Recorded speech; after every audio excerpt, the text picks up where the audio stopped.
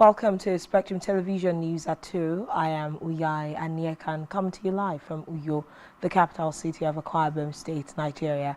Let's take a look at some of the major stories. Abba Moro emerges Senate Minority Leader. Service chiefs, IGP, appear before House of Representatives for security debate.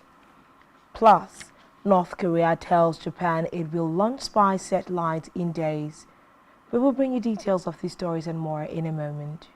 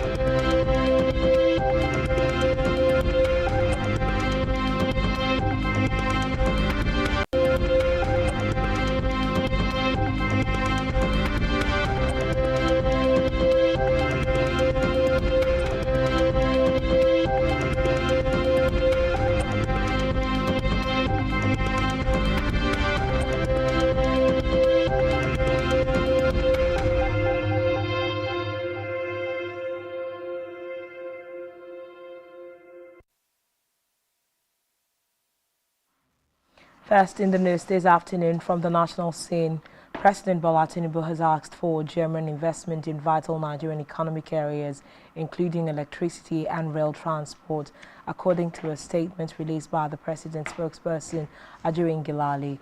Tinubu made the request at a meeting with German Chancellor Olaf Scholz in Berlin outside the G20 Compact with Africa Economic Conference. According to the president, important growth enabling businesses in transportation, energy and generation of and transmission, distribution of electric power require German investment. The president said there should be a renewed urgency to the uneven and sporadic implementation of the Presidential Power Initiative, which is backed by Siemens. Away from that, the Vice President Kashim Shettima has approved the constitution of a multi-sectoral committee to drive the federal government's Human Capital Development (HCD) program. The multi-sectoral team consists of federal and state governments, donors and partners who are expected to convene every 2 weeks to review the progress of work in addressing the objectives of the HCD program. A statement signed by Shettima's Senior Special Assistant on Media and Communications, Stanley Nwokocha, revealed this to newsmen. According to the statement, HCD program focuses on 3 thematic areas: health and nutrition, labor force participation and education, and 6 essential human capital development areas, including under 5 mortality rate, malnutrition, adult mortality, expected years of school, quality of learning and labor force participation rate.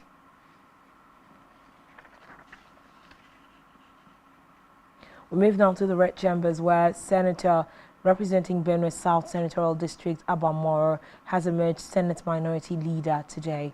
Moro, a 2-term senator on the platform of the People's Democratic Party, PDP, was nominated by the opposition party in the red chamber and was subsequently affirmed. He took over from Senator Simon Mwadokun, representing Plateau North Senatorial District, who was removed by the appeal court. Reports say the newly elected minority leader was a former Minister of Interior during the former President Goodluck Jonathan administration.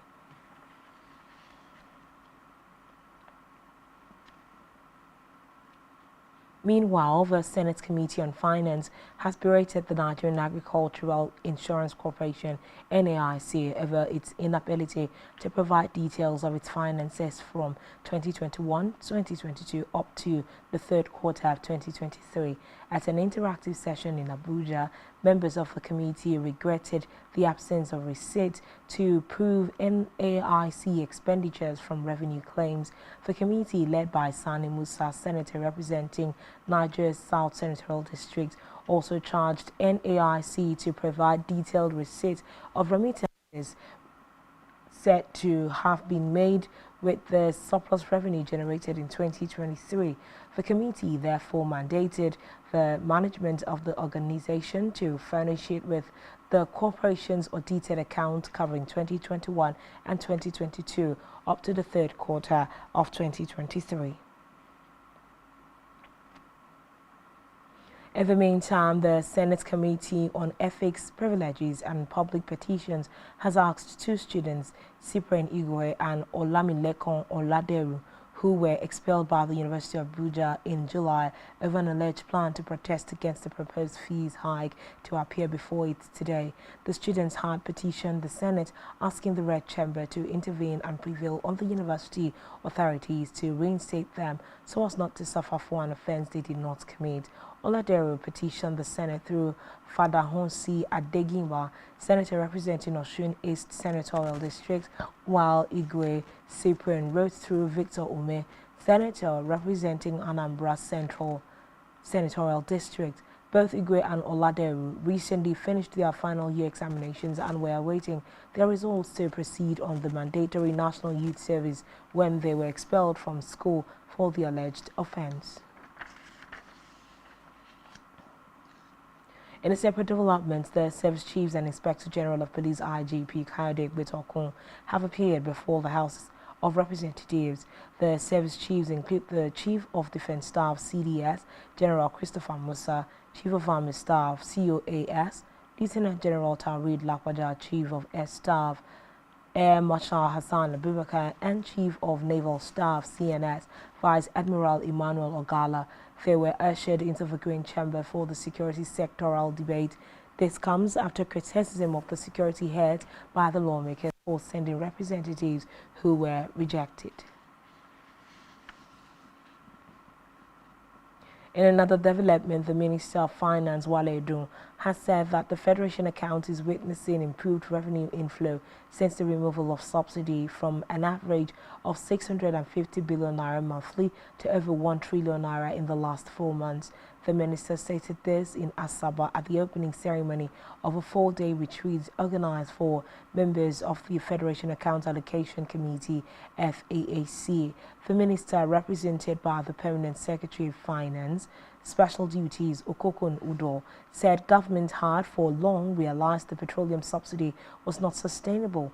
According to him, the subsidy administration eroded revenues that should have been available to fund viable expenditures that were critical to the well-being of the populace.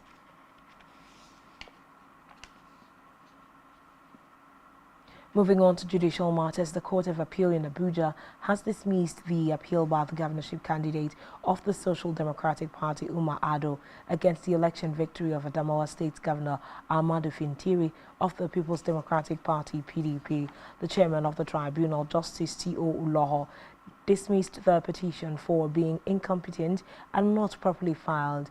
In his judgment today, Justice Ugochukwu Ogaku of the appeal court agreed with the tribunal that the appellant did not prove the allegations of corrupt practices and non-compliance to the Electoral Act against INEC. He said there was no basis to grant the appeal. We move down to Africa, where Liberia National Electoral Commission (NEC) has declared political veteran Joseph Boakai winner of Liberia's presidential election, beating incumbent George Weah. The NEC's president, David Data Lansana, said Boakai won 50.64% of the vote against 49.36% of the vote for former international football star Weah, giving a 20,567 vote margin. Reports say the outgoing president and former football star won praise from abroad for conceding and promoting a non-violent transition in a region marred by coups. Still in Africa, Democratic Republic of Congo (DRC) opposition leader Moise Katumbi has officially launched his campaign for president at a rally in Kisangani 1 month ahead of the election. The 58-year-old businessman has promised to fight graft, create jobs, and reform the country's ailing economy. Katumbi criticized incumbent President Felix Tshisekedi's record in the DRC's volatile east, where the army has been battling M23 rebels and other armed groups. He claimed the president was recruiting foreign mercenaries instead of increasing the salaries of military and police. On the foreign scene, North Korea has disclosed to Japan that it may attempt a third spy satellite launch as early as midnight on Wednesday. Tokyo and Pyongyang has notified them of a 9-day window for the launch, which closes at 11:59 p.m. local time on November 30. Reports say Japan will work with South Korea to strongly urge the North not to proceed with the launch, which they said would violate United Nations resolutions. Still on the foreign scene, United Nations Secretary General Antonio Guterres has said that the number of civilians killed in Gaza has been unparalleled and unprecedented in comparison to any conflict since 2017. Guterres rejected the possibility of a United Nations protectorate in the enclave and called for a multi-stakeholder approach that will lead to a two-state solution. He added that everybody needs to come together to make the conditions for a transition, allowing Palestinian Authority to assume responsibility in Gaza. What is clear is that we have had, in a few weeks, thousands of children killed. So this is what matters. We are witnessing a killing of civilians that is unparalleled and unprecedented in any conflict since I am Secretary General. Still to come in the news. Arsenal forward Beth Mead returns to England's squad after ACL injury. Do stay with us for details of this and more after this time out.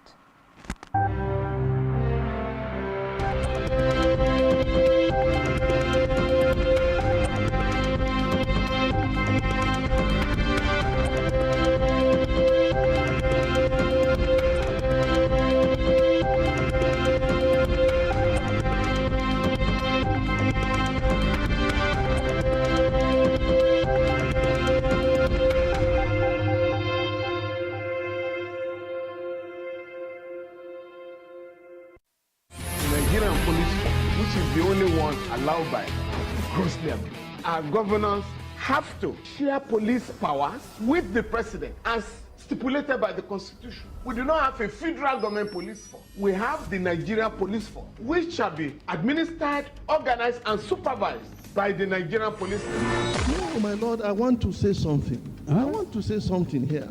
Perhaps it might also enlarge the scope of people who should be invited here for examination. My lord, if we cannot find those who literally murdered Abiola, who are those people who could be said to be the beneficiaries of the death of Abiola? Rogers has linked you with some of the killings he did. He never did.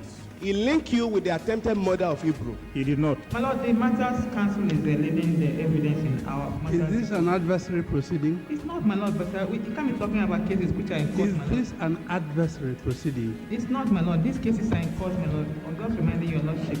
My lord, sorry, my lord, I think I'll be in cross-examination. Legally Speaking, a program that deals with legal issues and questions we face as citizens of this amazing country, Nigeria. Legally Speaking. Join us every Friday from 5 p.m. to 6 p.m. for Legally Speaking.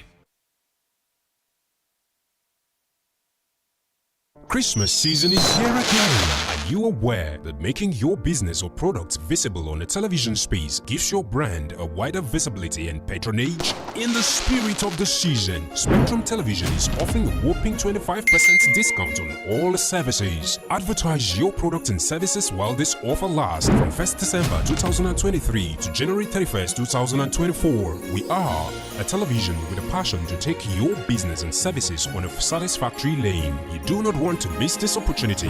For more enquiries, visit our city office at number 2 Taft Plaza Close off Akaitinen Road, Uyo, Akwa Ibom State, or call the following numbers on your screen.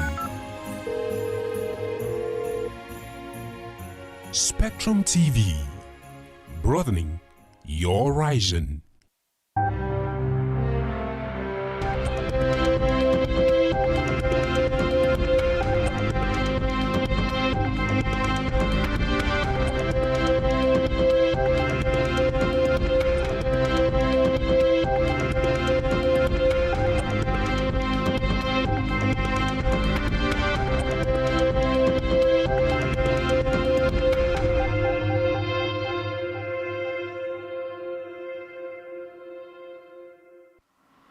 Thanks for staying tuned, and now to the rest of the news stories.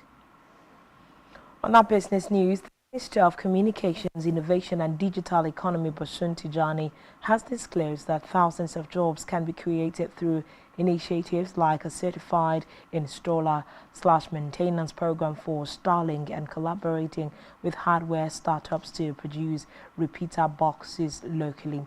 The minister stated that he mentioned the initiative to the Senior Director of Global Licensing and Activation of SpaceX, Ryan Goodnight, when they met on the sidelines of the ongoing International Telecommunication Union World Radio Communication Conference in Dubai.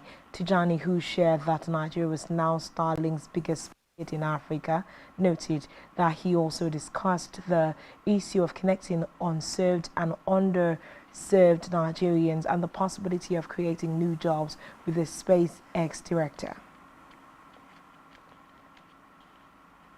Still in business, Statistical Review of World Energy 2023 has revealed that the federal government has lost an estimated $16 trillion to natural gas flaring in 10 years. The Energy Institute's 72nd edition of the review said the amount was lost from 2012 to 2022. A breakdown of the statistics showed that upstream and downstream oil and gas firms operating in the country flared the highest amount of gas in 2012, estimated at 12.9 billion cubic meters of natural gas, 9.2 billion cubic meters in 2013, 8.3 billion in 2014, and 7.5 billion cubic meters in 2015. On our health news, pharmacists and pediatricians in the country have said that they are becoming increasingly concerned about the scarcity and hike in prices of essential medicine and the serious impact it is having on children's health.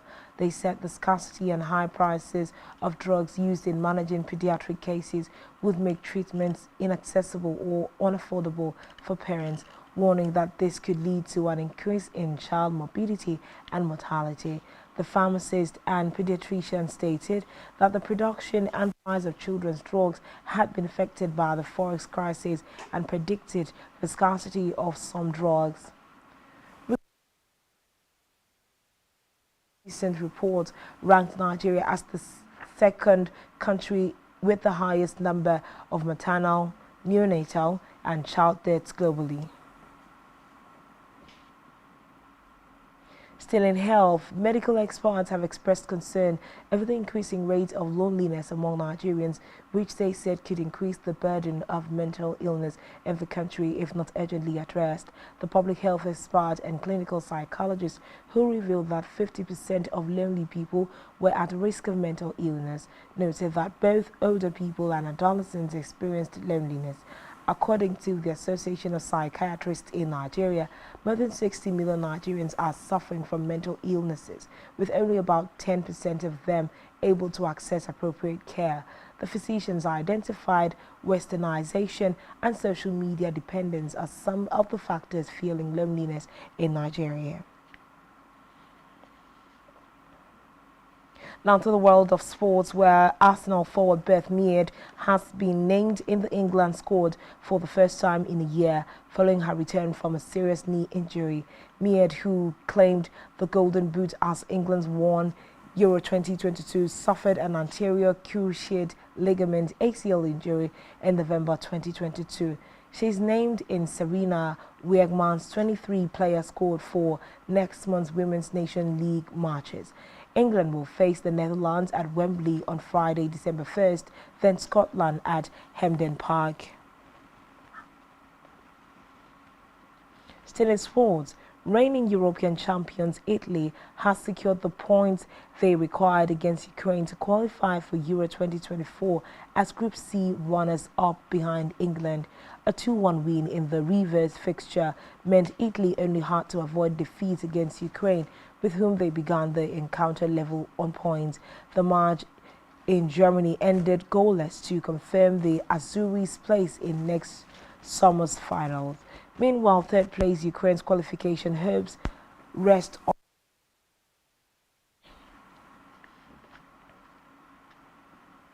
On our entertainment news, Nigerian singer Davido is set to thrill fans at Eagle Square, Abuja after an electrifying away concert in Atlanta. Davido's Atlanta concert was a success, leaving fans in awe with hits like Stand Strong and Unavailable. The timeless concert promised surprises, electrifying performances, fun activities, and the timeless experience as the event is set to showcase Davido's evolution as an artist and refined Afrobeats once again.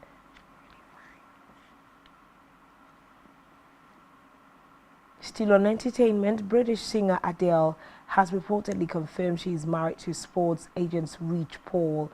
The singer made the revelation at Alan Carr's comedy stand-up debut in the United States. The superstar said she and Paul have been dating since 2021, describing him as the most incredible and open-hearted person.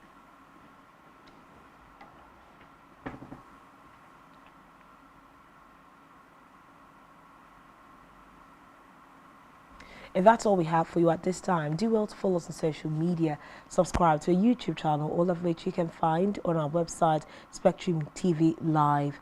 This has been Spectrum Television News at 2. I am Uyai Anyekan. Thanks for watching and do enjoy the rest of your day. Good afternoon.